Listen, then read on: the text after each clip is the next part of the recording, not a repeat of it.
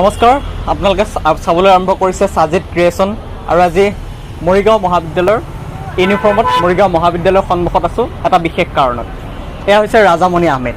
নমস্কাৰ। ইতিমধ্যে মৰিগাঁওবাসীয়ে চিনি পাইছে বা সমগ্ৰ ৰাজ্যবাসীয়ে চিনি পাইছে ক্ৰীড়াৰ ক্ষেত্ৰত আগবাঢ়ি গৈছে ৰাজামণি আহমেদ। আমি পুনৰবাৰ চিনাকি কৰি দিয়াৰ প্ৰয়োজন বোধ কৰা নাই, তথাপিও এয়া দেখাইছোঁ ৰাজামণি আহমেদে এইবাৰ open arm wrestling championship organise কৰিছে ৰাজামণি আহমেদে নিজৰ প্ৰচেষ্টাত আৰু মহাবিদ্যালয়ৰ ছাত্ৰ ছাত্ৰীসকলৰ সহযোগত। ৰাজামণিৰ পৰা আমি জানিম কেনেকৈ আৰম্ভ হৈছিলে এই যাত্ৰা। মোৰ যাত্ৰা প্ৰায় দুবছৰে হ'ল। প্ৰথম বছৰত যদি মই একো সক্ষম নহ'লোঁ, আকৌ মই নিজৰ চেষ্টা চলাই থাকিলোঁ, প্ৰেক্টিছ আৰম্ভ কৰি ৰাখিলোঁ। তাৰপিছতে মই এইবাৰ হোৱা মৰিগাঁও ডিষ্ট্ৰিক্ট আৰ্ম ৰেছলিং চেম্পিয়নশ্বিপত মই অংশগ্ৰহণ কৰোঁ। তাতে মোৰ মেডেল থাকে। পিছত মই ৰাজ্যিক ভিত্তিত খেলিব যাওঁ, তাতো মই নেশ্যনেলৰ বাবে ছিলেক্টেড হওঁ। তাৰপিছত মই নেশ্যনেলত গৈ 2খন হওঁতে 70 কেজি জুনিয়ৰ ৰাইট হেণ্ডত মই গ'ল পাবলৈ সক্ষম হওঁ আৰু 70 কেজি ছিনিয়ৰ লেফ্ট হেণ্ডতো মই গ'ল পাবলৈ সক্ষম হওঁ। তাৰপিছত মই ইয়াতে প্ৰেক্টিছ আৰম্ভণি কৰিলোঁ।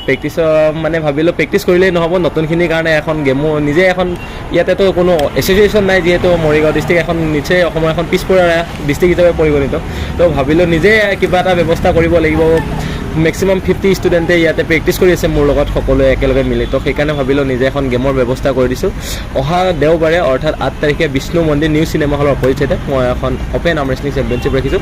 তাতে সকলোৱে আহক, অংশগ্ৰহণ কৰক। 8 তাৰিখ প্ৰিয় দৰ্শক, 8 অক্টোবৰ মনত ৰাখক।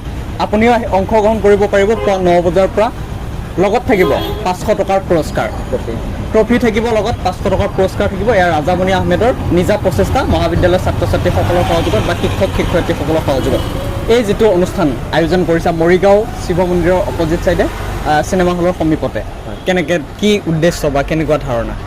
মানে মই ভাবোঁ ইয়াৰ পৰা গেম হ'লে আমি কিছুমান মৰিগাঁও ডিষ্ট্ৰিক্টৰে কিছুমান প্লেয়াৰ ছিলেক্টেড কৰিব পাৰিম, যে এইকেইজনৰ লগত মই প্ৰেক্টিছ কৰিলে এইকেইজনক আগুৱাই নিব পাৰিম, সিহঁতৰ ইচ্ছা থাকিব।